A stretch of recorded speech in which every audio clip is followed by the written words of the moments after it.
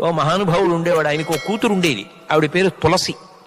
ఆవిడ ఒక రోజున తండ్రి దగ్గరికి వచ్చి అడిగింది, నాన్నగారు అసలు అర్థం పర్థం లేకుండా విమర్శ చేసినా అంగీకరించాలా? దాన్ని కూడా ఊరుకోవాలా?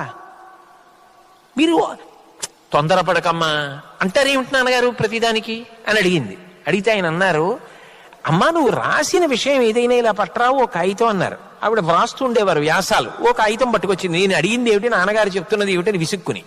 ఆయన కాగితం వంక చూసి అన్నారు, అమ్మ మార్జిన్ వదిలిపెట్టామి, అది కూడా రాసిపోయావా అన్నారు. ఆ అమ్మాయింది, నాన్నగారు కాగితం అంతా రాసేస్తే అందంగా ఉండదు, మార్జిన్ వదిలితేనే అందంగా ఉంటుంది నాన్నగారు అంది. అమ్మ కాగితం మీద 10 వాక్యాలు వ్రాయవలసి వస్తేనే మార్జిన్ వదిలేవే, జీవితం అందంగా ఉండాలన్నా మార్జిన్ వదలాలమ్మా. అక్కర్లేని విషయాలు నీ మీద అన్నవాళ్ళని వదిలేయడం కూడా నేర్చుకోవాలి.